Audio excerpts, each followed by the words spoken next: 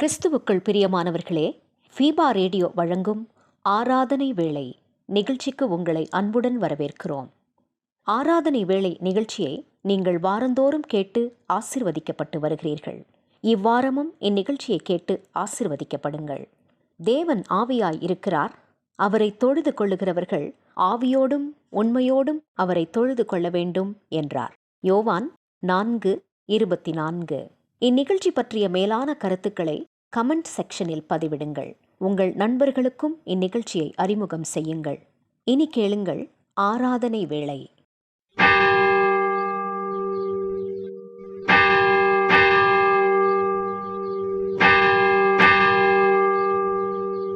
ஆராதனை வேளை. உண்மையுள்ள சாட்சியும் மரித்தோரிலிருந்து முதற் பிறந்தவரும் பூமியின் ராஜாக்களுக்கு அதிபதியுமாகிய இயேசு கிறிஸ்துவினால் உங்களுக்கு கிருபையும் சமாதானமும் உண்டாவதாக. பிதா, குமாரன், பரிசுத்தாவின் நாமத்தினாலே இந்த ஆராதனையை துவக்குகிறோம். ஜெபம் செய்வோம். நன்மைகளை, கிருபைகளை எங்கள் வாழ்வில் தந்து எங்களை வழிநடத்துகிற நல்ல தெய்வமே, மகிழ்ச்சியான இந்த ஓய்வு நாளின் காலை வேளையில் உம்முடைய திருப்பிரசன்னத்தை நாங்கள் எதிர்பார்த்து நீர் எங்களுக்கு வைத்திருக்கிற நன்மைகளை பெற்றுக்கொள்ளும்படியாய் வாஞ்சையாய் காத்திருக்கிறோம். இந்த ஆராதனையை நீர் எங்களுக்கு ஆசீர்வாதமாய் மாற்றித்தாரும். இந்த ஆராதனையில் நாங்கள் பாடுகிற பாடல்களும் கேட்கிற திருமறை வாக்கியங்களும் ஏறெடுக்கிற ஜெபங்களும் உமக்கு பிரியமாயிருக்க அருள்தாரும். இந்த ஆராதனையில் பங்கு பெறுகிற அனைவரையும் உம்முடைய திருக்கரத்தினால் தொட்டு ஆசீர்வதித்தருளும். மீட்பர் இயேசு கிறிஸ்துவின் இன்ப நாமத்தில் தாழ்மையாய் இந்த ஜெபத்தை ஏறெடுக்கிறோம் எங்கள் நல்ல பிதாவே, ஆமேன். இந்த ஆராதனைக்கு ஆயத்தமாக நாம் அனைவரும் இணைந்து கிறிஸ்து சபை பாமாலை பூலோகத்தாரே யாவரும் கர்த்தாவில் களிகூறுங்கள் என்கிற பாடலை சேர்ந்து பாடுவோம்.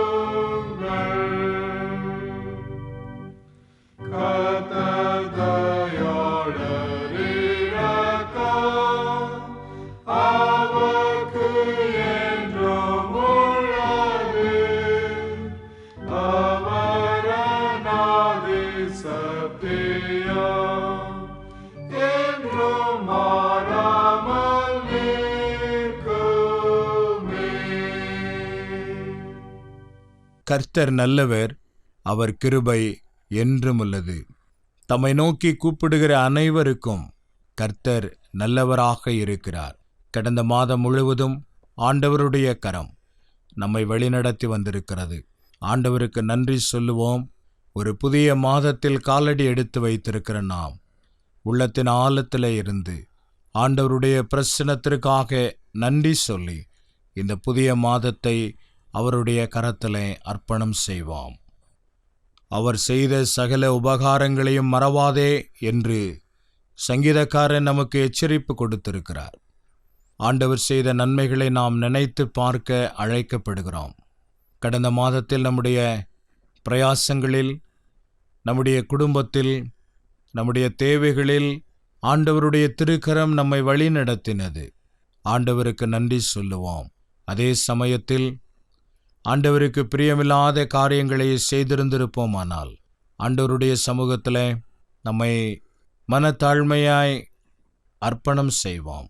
ஆண்டவரே, நான் பாவியானவன், நான் பாவியானவள், உம்முடைய வாக்கை மீறி நடந்தேன், உம்முடைய வார்த்தைகளுக்கு செவிகொடாமல் வாழ்ந்தேன், என்னை மன்னியும், என்னை உம்முடைய மகனாக மகளாக புத்திர சுவிகார பாக்கியத்தை சுதந்திரிக்கிற கிருபைகளை எங்களுக்கு தாரும் என்று சொல்லி மனத்தாழ்மையாய் நம்முடைய பாவங்களை அவருடைய திருச்சமூகத்தில் அறிக்கை செய்வோம். அன்பின் நல்ல ஆண்டவரே, நாங்கள் நினைவினாலும் வார்த்தையினாலும் செய்கையினாலும் உமக்கு விரோதமாய் பாவம் செய்திருக்கிறோம் என்பதை அறிக்கையிடுகின்றோம். ஒளியில் நடவாமல் இருளில் நடந்து வந்தோம். எங்கள் பாவங்களை நினைத்து நாங்கள் துக்கப்படுகிறோம். எங்கள் பாவங்களை நினைத்து நாங்கள் மனம் கசந்து அழுகிறோம். அவைகளை உம்முடைய சன்னிதானத்திலே அறிக்கை செய்து விட்டு விடுகிறோம். நாங்கள் புதிய மனிதர்களாய் வாழவும், நீர் எங்களுக்கு வைத்திருக்கிற நன்மைகளை பெற்றுக்கொள்ளவும் எங்கள் ஒவ்வொருவருக்கும் அருள் தந்து வழிநடத்தும். மீட்பர் இயேசுவின் இன்ப நாமத்தில் தாழ்மையாய் செபித்து கேட்கிறோம் நல்ல பிதாவே, ஆமேன். சர்வ வல்லமையும் மிகுந்த இரக்கமுள்ள ஆண்டவர் மன்னிப்பையும் பாவ நிவர்த்தியையும் நமக்கு கட்டளையிட்டருளி நம்முடைய வாழ்க்கையை சீர்படுத்துவதற்கான காலத்தையும் நம்முடைய பரிசுத்த ஆவியின் கிருபையையும் தேற்றுதலையும் நம் அனைவருக்கும் தந்தருளுவாராக. ஆமேன். ஆண்டவரை துதியுங்கள். ஆண்டவர் நாமம் துதிக்கப்படுவதாக. இந்த நாளுக்குரிய திருமறை பகுதியை நாம் இப்போது வாசிக்க கேட்போம். இன்றைய நாளுக்கென்று வாசிக்கும்படியாக தெரிந்து கொள்ளப்பட்ட வேதபாடம் யோவான் எழுதின சுவிசேஷம் 20ஆம் அதிகாரம் வசனங்கள் 19 முதல் 23 வரை. யோவான் 20ஆம் அதிகாரம் வசனங்கள் 19 முதல் 23 வரை. வாரத்தின் முதல் நாளாகிய அன்றைய தினம் சாயங்கால வேளையிலே சீஷர்கள் கூடியிருந்த இடத்தில் யூதர்களுக்கு பயந்ததினால் கதவுகள் பூட்டியிருக்கையில் இயேசு வந்து நடுவே நின்று, உங்களுக்கு சமாதானம் என்றார். அவர் இப்படி சொல்லி தம்முடைய கைகளையும் விலாவையும் அவர்களுக்கு காண்பித்தார். சீஷர்கள் கர்த்தரை கண்டு சந்தோஷப்பட்டார்கள். இயேசு மறுபடியும் அவர்களை நோக்கி, உங்களுக்கு சமாதானம் உண்டாவதாக. பிதா என்னை அனுப்பினது போல நானும் உங்களை அனுப்புகிறேன் என்று சொல்லி அவர்கள் மேல் ஊதி, பரிசுத்த ஆவியை பெற்றுக்கொள்ளுங்கள். எவர்களுடைய பாவங்களை மன்னிக்கிறீர்களோ அவைகள் அவர்களுக்கு மன்னிக்கப்படும்.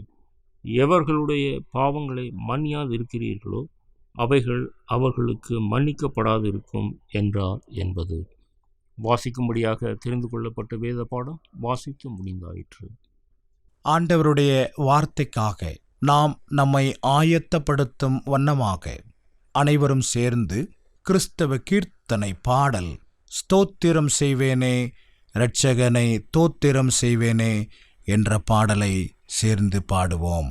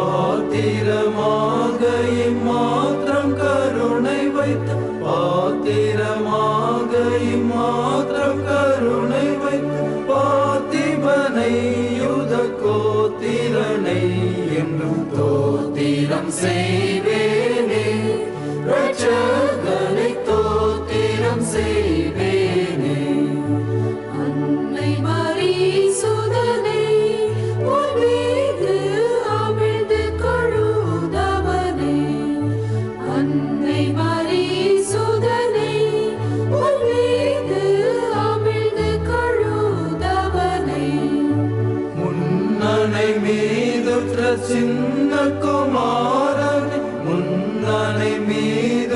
சின்ன குமாரன் முன்னுரை நூற்படியின் நில தோற்று தோத்திரம் செய்வேனே, ரட்சகனை தோத்திரம் செய்வேனே. தந்தை பொதிந்தவனை மனோர்களும் வந்தடி பணிபவனை, கந்தை பொதிந்தவனை மனோர்களும் வந்தடி பணிபவனை.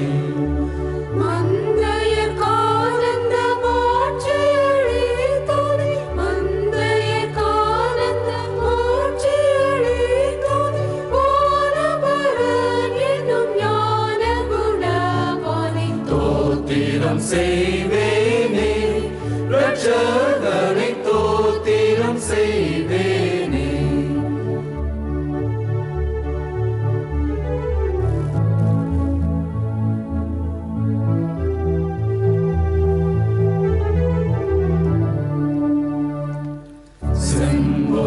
செம்பொன்னுருவானை தேசிகர்கள் தேடும் குருவானை, செம்பொன்னுருவானை தேசிகர்கள் தேடும் குருவானை. அம்பரமேவிய உம்பர்கணத்தோடு, அம்பரமேவிய உம்பர்கணத்தோடு அன்பு பெற நின்று பை பொன்மலர் தூவி தோத்திரம் செய்வேனே, ரட்சகனை தோத்திரம் செய்வேனே. நேயர்கள் அனைவரையும் ஆண்டவர் இயேசு கிறிஸ்துவின் விலையேறப்பெற்ற நாமத்தினாலே அன்போடு வாழ்த்துகின்றேன், வரவேற்கின்றேன். இந்த நாளிலே கர்த்தருடைய வார்த்தைக்காக காத்திருப்போம். இந்த ஆராதனையில் உயிர்த்தெழுந்த ஆண்டவர் இயேசுவின் வல்லமையான வார்த்தைகளை உங்களோடு நான் பகிர்ந்து கொள்ள விரும்புகின்றேன். நாம் வாசிக்க கேட்ட யோவான் 20ஆம் அதிகாரம் வசனங்கள் 19 தொடங்கி 23 வரை அடங்கியிருக்கிற வேத பகுதி நமக்கு ஒரு மிகப்பெரிய சத்தியத்தை வெளிப்படுத்துகின்றது. இயேசுவினுடைய மரணத்திற்கு பிறகு அவருடைய சீடர்கள், அவருக்கு மிகவும் நெருக்கமாயிருந்தவர்கள், இயேசுவை விட்டு தன்னுடைய வாழ்வின் எல்லா நிலைகளையும் இழந்துவிட்டோம் என்று எண்ணி அவர்கள் ஒரு அறையிலே பூட்டியிருந்தார்கள்.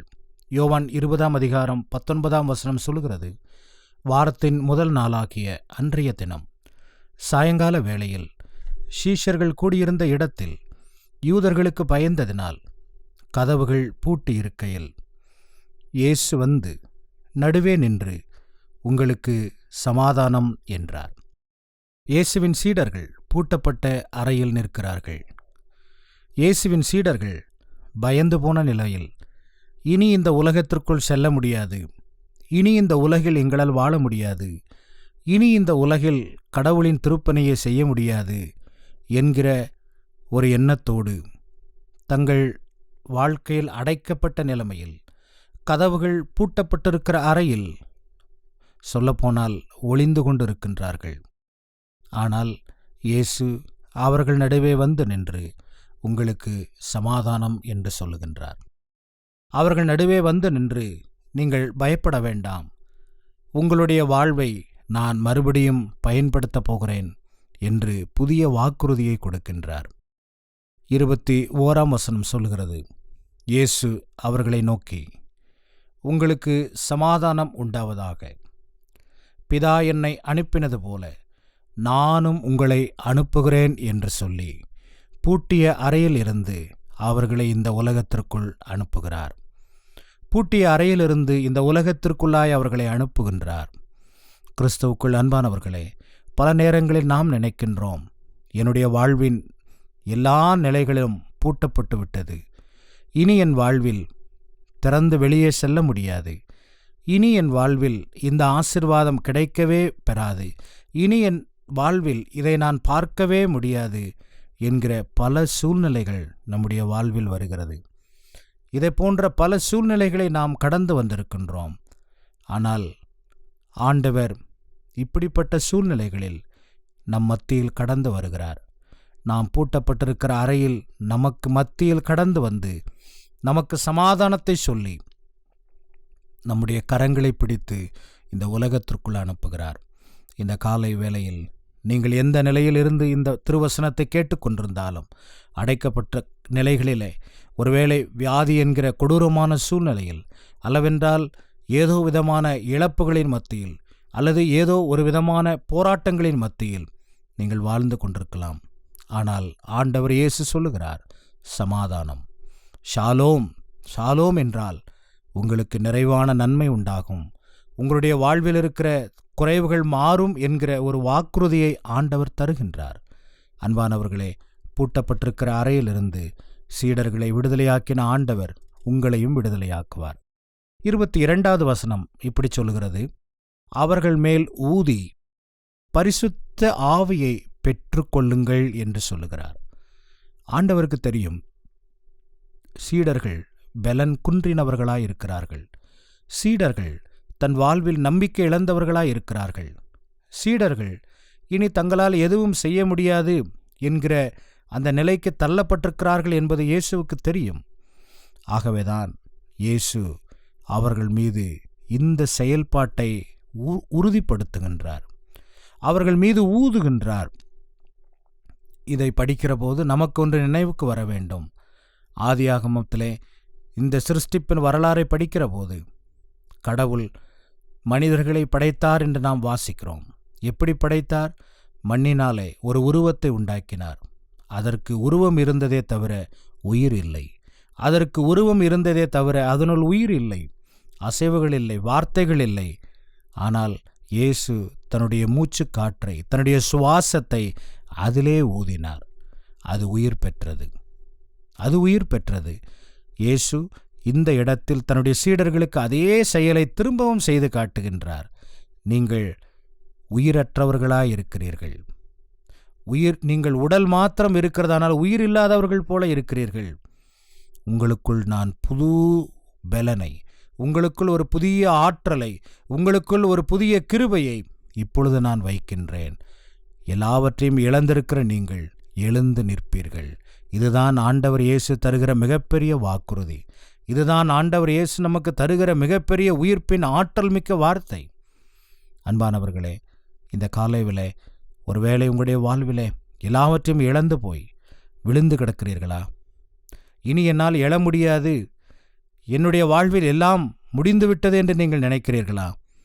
ஆண்டவர் இயேசு தம்முடைய சுவாசத்தை உங்களுடைய வாழ்க்கையில் ஊதுகின்றார். தம்முடைய சுவாசத்தை உங்களுடைய பிள்ளைகள் மீது ஊதுகின்றார். தம்முடைய சுவாசத்தை உங்களுடைய தொழில் மீது ஊதுகின்றார். தம்முடைய சுவாசத்தை ஆண்டவர் தம்முக்கு சித்தமான இடத்திலெல்லாம் ஊதுகின்றார். நீங்கள் உயிர் பெறுவீர்கள், நீங்கள் ஆற்றல் பெறுவீர்கள். நீங்கள் இழந்து போன இடத்திலே, விழுந்து போன இடத்திலே திரும்பவும் எழுந்து நிற்பீர்கள். இதுதான் பரிசுத்த ஆவியானவருடைய ஆற்றல். இதுதான் பரிசுத்த ஆவியானவருடைய மிகப்பெரிய செயல்பாடு. இது நம்முடைய கண்களுக்கு தெரியாது, ஆனால் இதை அனுபவிக்கும் போதுதான் தெரியும் ஆண்டவர் எவ்வளவு பெரியவர் என்பதை. அடுத்து பாருங்கள், 23வது வசனம் இப்படி சொல்லுகிறது, இப்பொழுது நீங்கள் உலகத்திற்குள் போங்கள். எவர்களுடைய பாவங்களை மன்னிக்கிறீர்களோ அவைகள் அவர்களுக்கு மன்னிக்கப்படும். எவர்களுடைய பாவங்களை மன்னியாதிருக்கிறீர்களோ அவைகள் அவர்களுக்கு மன்னிக்கப்படாதிருக்கும் என்றார். ஒரு மிகப்பெரிய கட்டளை கொடுக்கிறார், ஒரு மிகப்பெரிய அதிகாரத்தை கொடுக்கிறார். இன்றைக்கு சீடர்கள் அதிகாரிகளுக்கு பயந்து அமைதியாய் முடங்கி கிடக்கிறார்கள். ஆனால் அவர்கள் கையிலே அதிகாரத்தை கொடுத்து நீங்கள் உலகத்திற்குள் போங்கள் என்று அனுப்புகின்றார். இதுதான் இயேசுவினுடைய மிகப்பெரிய செயல்பாடு. அவர் சிறியவனை புழுதியிலிருந்தும் எளியவரை குப்பையிலிருந்தும் உயர்த்துகிற ஆண்டவர். ஆகாது என்று தள்ளின கல்லை மூளைக்கு தலைக்கல்லாய் மாற்றுகிற ஆண்டவர். இதைத்தான் மரியாளின் பாடல் சொல்லுகிறது. பலவான்களை ஆசனங்களிலிருந்து தள்ளினார், பலவான்களை மிகப்பெரிய அரியாசனங்களிலிருந்து தள்ளினார். பலவீனராகிய என்னை, பலவீனராகிய எங்களை ஆண்டவர் உயர்த்தி இந்த அரியாசனத்தில் அமர வைத்தார். என் அன்புக்குரியவர்களே, உயிர்த்தெழுந்த நாதர் இயேசுவினுடைய ஆற்றல் சாதாரணமானது என்று நினைத்துவிட வேண்டாம். உயிர்த்தெழுந்த ஆண்டவருடைய வல்லமை நம்முடைய வாழ்வின் எல்லைகளிலே வருமானால், நம்முடைய வாழ்வின் நிலைகளிலே அது கடந்து வருமானால், நம்முடைய கட்டப்பட்டிருக்கிற கயிறுகள் தன்னை போல அவிழ்ந்துவிடும். பூட்டப்பட்டிருக்கிற கதவுகள் திறந்து நமக்கு வழி கொடுக்கும். விழுந்து போன நம்முடைய வாழ்க்கையில புதிய உயிர் பெற்று எழுந்து நிற்போம்.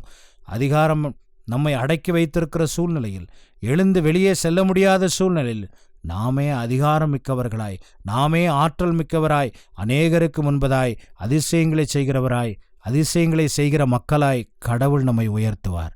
அப்படிப்பட்ட ஆண்டவர் இன்றைக்கு நம்மோடு கூட இருக்கிறார்.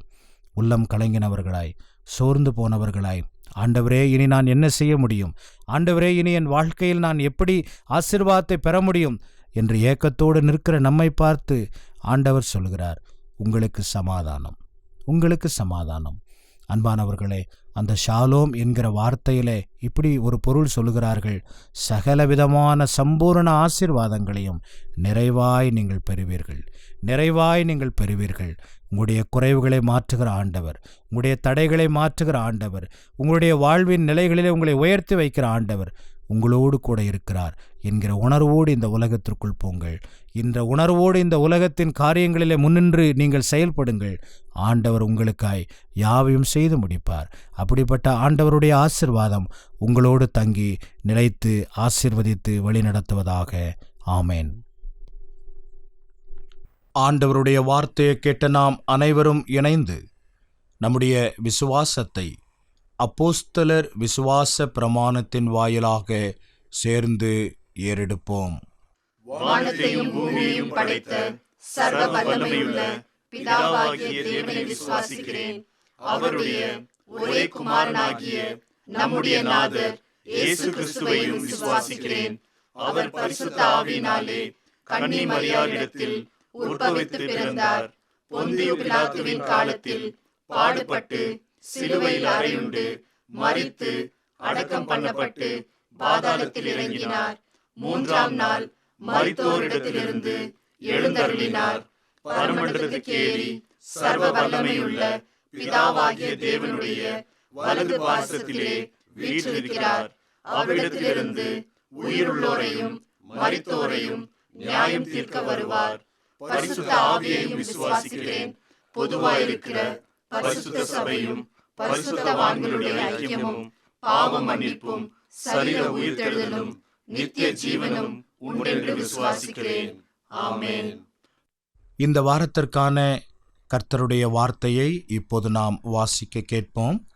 அது ஏசாயா 40 அதிகாரம் 5 வசனம்.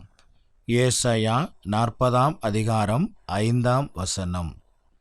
கர்த்தரின் மகிமை வெளியரங்கமாகும், மாம்சமான யாவும் அதை ஏகமாய் காணும். கர்த்தரின் வாக்கு அதை உரைத்தது. கர்த்தரின் மகிமை வெளியரங்கமாகும், மாம்சமான யாவும் அதை ஏகமாய் காணும். கர்த்தரின் வாக்கு அதை உரைத்தது. ஆண்டவருடைய வாக்கின்படி ஆண்டவருடைய மகிமை உங்கள் மேலே உதிக்கிறதை சகல ஜனங்களும் பார்ப்பார்கள். அப்படிப்பட்ட ஆசீர்வாதத்தை, அப்படிப்பட்ட நன்மைகளை ஆண்டவர் உங்களுக்கு தந்து வழிநடத்துவாராக. ஆமேன். ஜெபம் செய்வோம். ஒரு புதிய மாதத்தை ஆண்டவர் நம்முடைய கரத்திலே கொடுத்திருக்கின்றார். ஆண்டவர் தந்த இந்த புதிய மாதத்திற்காக ஆண்டவருக்கு நன்றி சொல்லுவோம். இந்த புதிய மாதத்தில் நமக்கு முன்பதாக இருக்கிற தேவைகளை ஆண்டவருடைய சமூகத்தில் அறிக்கை செய்வோம். நம்முடைய குடும்பத்தையும் நம்முடைய குடும்பத்தின் தேவைகளையும் ஆண்டவர் சந்திக்கும்படி ஜெபிப்போம். நல்ல கால சூழ்நிலைகளை ஆண்டவர் தரும்படி ஜெபிப்போம். நம்முடைய தேசத்தின் நல்வாழ்வுக்காக ஜெபிப்போம்.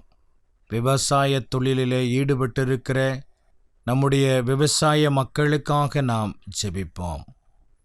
தொழில்களிலே முடக்கத்தை சந்தித்திருக்கிற, பொருளாதாரத்தை இழந்திருக்கிற, தோல்வியில் இருக்கிற மக்களுக்காக ஜெபிப்போம்.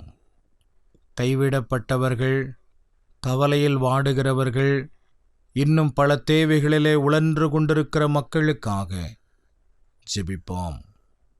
அன்பும் கிருபையும் இரக்கமும் நிறைந்த நல்ல ஆண்டவரே, உம்முடைய விலையேற பெற்ற அன்பிற்காக உம்மை துதிக்கின்றோம். எங்கள் குறைவுகளை நிறைவாக்குகிற வல்லமையுடைய ஆண்டவர், எங்களோடு கூட இருக்கிறீர். அதற்காக உமக்கு ஸ்தோத்திரம். எங்களுடைய குறைவுகளுக்கு மத்தியில் நிறைவை தருகிற தேவனாய், நிறைவை உண்டாக்கி கொடுத்து எங்களுடைய மனதை மகிழ்ச்சியாக்குகிற தேவனாய் நீர் இருக்கிறபடியினால் உமக்கு ஸ்தோத்திரம். இந்த ஆராதனையிலே பங்கு பெற்று கொண்டிருக்கிற ஒவ்வொருவரையும் உம்முடைய திருக்கரத்தினாலே நீர் தொட்டு ஆசீர்வதிக்க வேண்டும் என்று நாங்கள் கெஞ்சுகின்றோம். தகப்பனே, இந்த வாரத்தில் தங்களுடைய பிறந்த நாளையும் திருமண நாளையும் அனுசரிக்கிற நேயர்கள் ஒவ்வொருவருக்காக நாங்கள் ஜெபிக்கின்றோம். கடந்த வருடத்தில் காணப்பட்ட தோல்விகள், ஏமாற்றங்கள், தடுமாற்றங்கள் எல்லாம் மறைந்து ஆண்டவரின் மகிமை வெளியரங்கமாய் அவர்கள் வாழ்வில் காணப்பட வேண்டும் என்று நாங்கள் கெஞ்சுகின்றோம். நீர் கொடுத்த வாக்குத்தத்த வார்த்தையின்படி கர்த்தரின் மகிமை வெளியரங்கமாகும், மாம்சமான யாவும் அதை காண்பார்கள் என்று சொன்னது போல பூமியில் இருக்கிற அனைவரும் உம்முடைய பிள்ளைகள் வாழ்வில் நீர் செய்து வருகிற மகத்தான கிருபைகளை பார்த்து உமக்கு நன்றி சொல்ல பலன் தாரும். அதுபோலவே ஒவ்வொரு குடும்பங்களுக்காக நாங்கள் விசேஷமாய் ஜெபிக்கின்றோம். குடும்ப வாழ்வின் நன்மைகளை இழந்திருக்கிற பிள்ளைகளுக்காக, குடும்ப வாழ்வின் தேவைகளுக்காக ஜெபித்து கொண்டிருக்கிற ஒவ்வொருவரையும் நீர் தொட்டு ஆசீர்வதித்தருளும். அவர்களுடைய குடும்பத்தின் தனிப்பட்ட தேவைகளையும் நீர் சந்தித்து வழி நடத்தும். பொருளாதாரத்தை இழந்து தங்களுடைய தொழிலிலே முன்னேற்றம் காண முடியாதபடி தோல்வியில் இருக்கிற மக்களுக்காக ஜெபிக்கின்றோம். உன் கைகளின் பிரயாசத்தை நீ சாப்பிடுவாய், உனக்கு பாக்கியமும் நன்மையும் உண்டாயிருக்கும் என்று சொன்ன ஆண்டவர் உம்முடைய பிள்ளைகளுக்கு அத்தகைய நன்மைகளை, அப்படிப்பட்ட கிருபைகளை நிறைவாக தர வேண்டும் என்று நாங்கள் கெஞ்சுகின்றோம். தடைகளை மாற்றுகிற தேவன் குடும்பங்களிலே, தொழிலிலே, பிள்ளைகளுடைய வாழ்விலே இருக்கிற எல்லா தடைகளை உடைத்து போட வேண்டும் என்று நாங்கள் கெஞ்சுகின்றோம். குறிப்பாக படிக்கிற பிள்ளைகளுக்கு வேண்டிய ஞான வரங்களை தாரும்.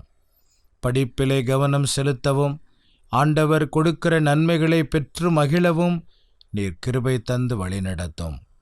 தேர்வு எழுதுகிற மாணாக்கர்களுக்கு வேண்டிய உம்முடைய விசேஷமான கிருபை வரங்களை நீர் தந்தருளும். படித்து முடித்து நல்ல வேலை வாய்ப்புக்காக எதிர்பார்த்து காத்திருக்கிற பிள்ளைகளுக்கு ஏற்ற காலத்தில் நல்ல வேலை வாய்ப்பை வழங்கி உம்முடைய நாமத்தை மகிமைப்படுத்த வேண்டுமென்று நாங்கள் கெஞ்சுகின்றோம். அதுபோலவே திருமண வாழ்விற்காய் காத்திருக்கிற மக்களுக்காக ஜெபிக்கிறோம். ஏற்ற காலத்தில் திருமண வாழ்க்கையை ஒழுங்குபடுத்தி கொடுத்து உம்முடைய நாமத்தை உயர்த்தி அருளும். பலகீனங்களுக்கு மத்தியில், உடல் போராட்டங்களுக்கு மத்தியில், சுகவீனங்களுக்கு மத்தியில் தனிமையிலே இருக்கிற அன்பான ஒவ்வொரு மக்களுக்காக நாங்கள் ஜெபிக்கின்றோம். ஒவ்வொருவரையும் தனித்தனியாய் சந்திப்பீராக. ஒருவேளை தனிமையில் இருக்கலாம், கைவிடப்பட்ட நிலைமையில் இருக்கலாம், நோயின் பிடியில் இருக்கலாம். அவர்கள் எப்படிப்பட்ட சூழ்நிலையில் இருந்தாலும் ஆண்டவருடைய வல்லக்கரம் அவர்கள் இருக்கிற இடத்துல, அவர்கள் தங்கி இருக்கிற இடத்துல உம்முடைய கிருபைகளை நிரம்ப தர வேண்டும் என்று கெஞ்சுகிறோம். அந்த இடத்தில் இருக்கிற இருள் மறையட்டும், அந்த இடத்தில் இருக்கிற தோல்வி மறையட்டும். அங்கே இருக்கிற எல்லா போராட்டங்களையும் ஆண்டவர் மாற்றி போட்டு உன்னத பலத்தினால் உம்முடைய பிள்ளைகள் ஒவ்வொருவரையும் எடை கட்டி வழிநடத்த வேண்டும் என்று நாங்கள் கெஞ்சுகின்றோம். எங்களுக்காக ஜெபியுங்கள் என்று கேட்டிருக்கிற நேயர்களுக்காக நாங்கள் சிறப்பாக ஜெபிக்கிறோம். அவர்களுடைய தனிப்பட்ட தேவைகளையும் குடும்பத்தின் தேவைகளையும் நீர் சந்தியும். எங்களுடைய தேசத்தின் முதுகெலும்பாய் இருக்கிற விவசாயிகளுக்காக ஜெபிக்கிறோம். நல்ல கால சூழ்நிலையை தாரும். விவசாயம் செழிக்கட்டும், எங்களுடைய நாடும் வளம் பெறட்டும்.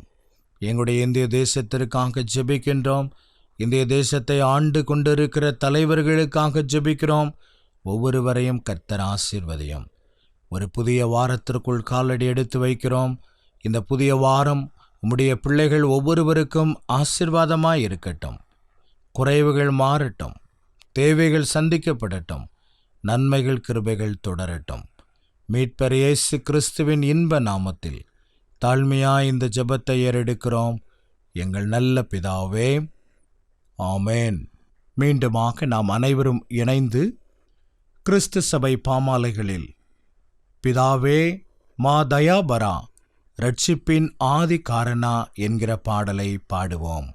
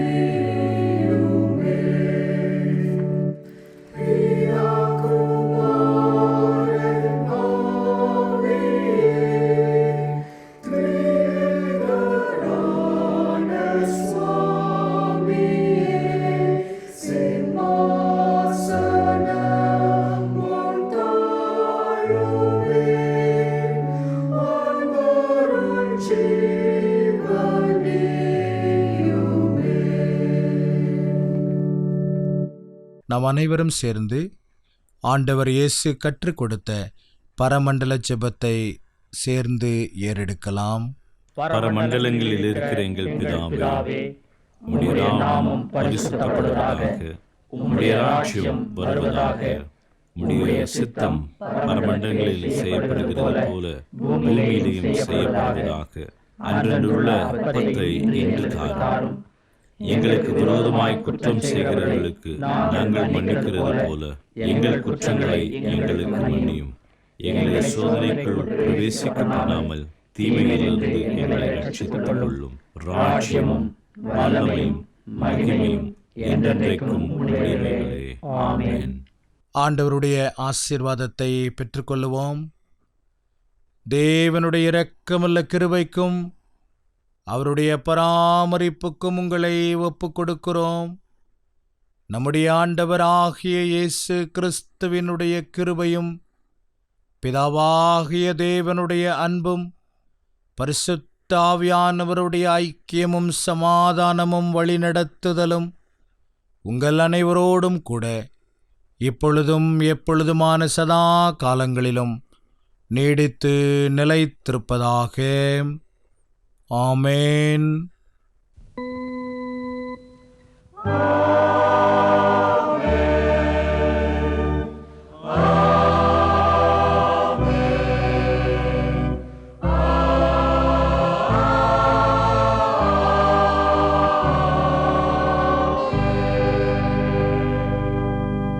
இந்த ஆராதனையில் பங்கு பெற்ற உங்கள் அனைவரையும் ஆண்டவர் இயேசுவின் நாமத்திலே அன்போடு வாழ்த்துகின்றோம். இந்த நிகழ்ச்சி உங்களுக்கு ஆசீர்வாதமாய் இருந்திருக்கும் என்று கர்த்தருக்குள் நம்புகிறோம். இந்த நிகழ்ச்சியை உங்களுடைய நண்பர்களுக்கும் உறவினர்களுக்கும் அறிமுகப்படுத்துங்கள். இந்த நிகழ்ச்சி குறித்து உங்களுடைய மேலான கருத்துக்களை எங்களோடு பகிர்ந்து கொள்ள மறவாதீர்கள். இந்த நிகழ்ச்சியை தயாரித்து வழங்கி உங்களிடமிருந்து விடைபெறுவது உங்கள் அன்பு ஆயர் அருள் திரு ஜெயமணி. நேயர்களே, மீண்டும் நினைவூட்டுகிறோம். நீங்கள் ஃபீபா ரேடியோவின் நிகழ்ச்சிகள் பற்றிய தகவல்களை அறிந்து கொள்ள விரும்பினால் டிஸ்கிரிப்ஷனில் கொடுக்கப்பட்டுள்ள லிங்கை கிளிக் செய்யுங்கள். மேலும் நீங்கள் எங்களோடு தொடர்பு கொள்ள விரும்பினால் டிஸ்கிரிப்ஷனில் கொடுக்கப்பட்டுள்ள அலைபேசி மற்றும் தொலைபேசி எண்களை தொடர்பு கொள்ளலாம். வாழ்த்துக்கள் கூறி விடை பெற்றுக் கொள்கிறோம். வணக்கம் நேயர்களே.